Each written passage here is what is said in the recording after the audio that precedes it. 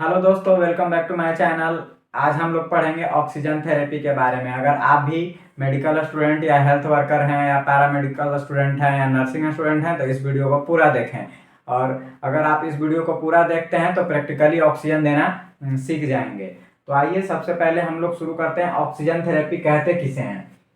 किसी भी पेशेंट को एक्स्ट्रा ऑक्सीजन देना जब उसके शरीर में ऑक्सीजन की कमी हो जाती है। जब किसी पेशेंट को ऑक्सीजन की कमी होती है तो उसे हम लोग ऑक्सीजन देते हैं, उसे ही ऑक्सीजन थेरेपी कहते हैं। अब हमें कैसे पता चलेगा कि किसी पेशेंट में ऑक्सीजन की कमी कैसे होता है? तो एक SpO2 हमारे पास मीटर होता है, वो SpO2 से हम लोग देखते हैं, जो कि पेरिफेरल ऑक्सीजन सेचुरेशन को दिखाता है। और पेरिफेरल सेचुरेशन हमारा जो नॉर्मल रेंज है 95% से 100% होता है। ठीक है, इसे याद रखेंगे कि पेरिफेरल ऑक्सीजन सेचुरेशन हमारा नॉर्मल रेंज कितना होता है? 95% से 100%। अगर ऑक्सीजन लो हो जाता है तो उसे हम लोग हाइपोक्सिया बोलते हैं। अब हाइपोक्सिया के सिम्टम की बात करें तो सिम्टम में हमारा है ब्रेथलेसनेस, यानी कि पेशेंट जोर जोर से सांस लेगा, उसे ब्रेथलेसनेस कहेंगे। और सीवियर हार्ट बर्न, उसे चेस्ट पेन होगा। और अगला कंफ्यूजन। उसके बाद हम लोग देखेंगे सबसे लास्ट साइनोसिस, यानी कि हाथ पैर नीले पड़ने लगते हैं ऑक्सीजन की कमी के कारण। हमारा सबसे इम्पोर्टेंट पॉइंट है, किसी भी पेशेंट को अगर हाइपोक्सिया हो रहा हो तो वह डेंजरस कंडीशन हो सकता है। इस स्थिति में पेशेंट की मृत्यु भी हो सकती है। अब रहा सबसे इम्पोर्टेंट सवाल, ऑक्सीजन कब देना चाहिए?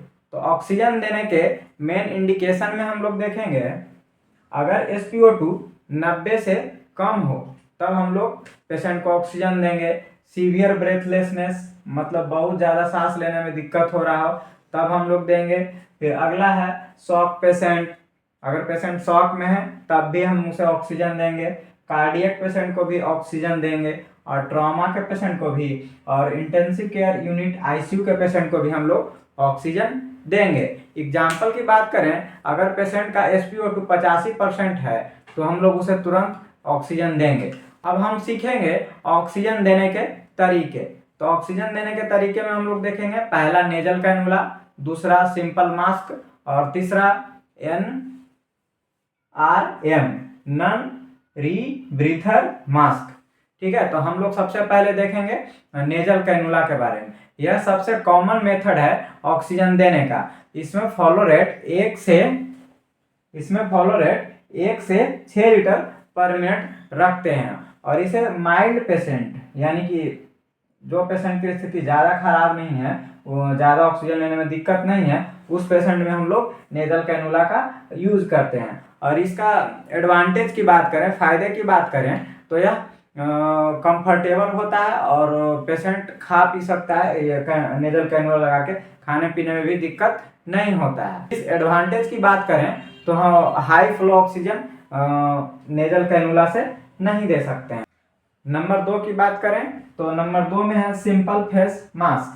इसका फ्लो रेट 5 से 10 लीटर पर मिनट होता है और इसका यूज मॉडरेट पेशेंट में करते हैं।